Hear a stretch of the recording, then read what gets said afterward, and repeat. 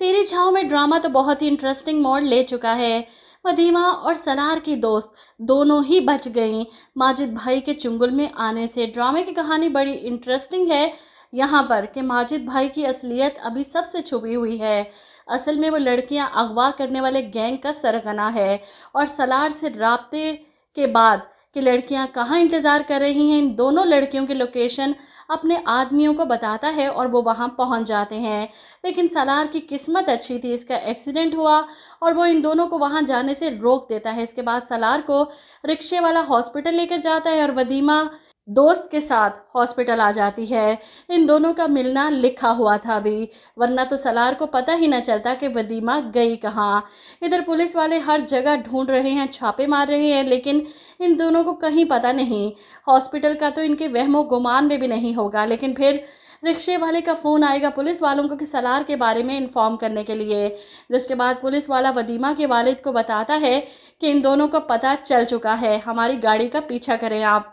वहीं दूसरी तरफ घर पर निकाह के लिए आए वदीमा के ताया ताई और इनका बेटा दोनों बाप बेटी को घर से गायब देखकर सवाल करते हैं, कहाँ है वदीमा और मुजफ्फर। जिस पर वदीमा की माँ परेशान है, रो रही है, क्या बताए इन्हें, टाल देती है वो घर पर नहीं। जिस पर जिठानी तंज करती है, अरे घर पर नहीं, ये कहो ना कि घर से भाग गई, सबके मुंह पर कालक मलकर। माँ रोते हुए कहती, हाँ चली गई, अब बख्श दें मुझे, मत जख्मों पर नमक छिड़कें। ऐसे में वदीमा के वालिद का फ़ोन आता है कि वदीमा का पता चल गया, मैं इसे लेकर आ रहा हूँ, तुम भाई भाभी को यहाँ से जाने मत देना, निकाह तो आज होकर रहेगा। वदीमा के मिलने का पता चलता है तो नवीद कहता है, आने दो इसे, इसकी तो मैं टांगे तोड़ूंगा।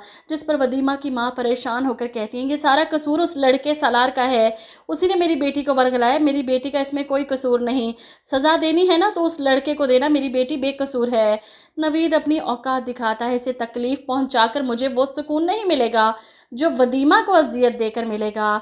इसके इरादे जानकर माँ तो दुआ करती है, अल्लाह करे वदीमा अपने बाप को ना ही मिले।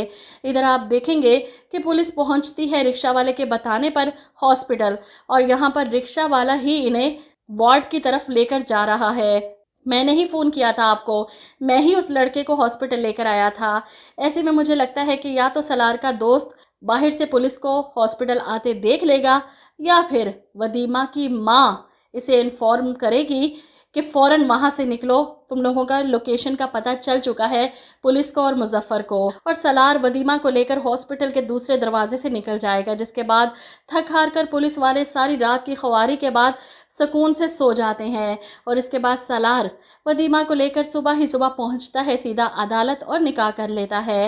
निकाह करके जब ये बाहर निकलती है, ऐन इसी वक्त वदीमा के वालिद पुलिस को लेकर वहां आ जाते हैं। अब पुलिस तो कुछ कर नहीं सकती क्योंकि निकाह तो हो चुका है, लड़का लड़की बालिग हैं, हमारे हाथ में कुछ नहीं। अब छोड़ें इन दोनों को। मुजफ्फर साहब बेटी को साथ ले जाने की जिद करते हैं और वो बताएगी पुलिस वालों को कि मेरा बाप जायदाद के लालच में ज़बरदस्ती मेरी शादी करवाना चाहता है। यूँ पुलिस लड़की के बयान के बाद इसे सलार के साथ जाने देते हैं।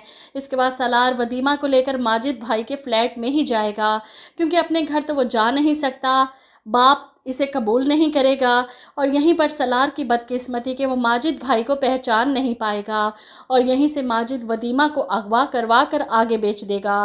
कहानी तो बड़ी फिल्मी सी है, अगर कहते हैं तो इसकी मुकम्मल कहानी की रिसर्च करके आपके साथ शेयर ज़रूर करूँगी।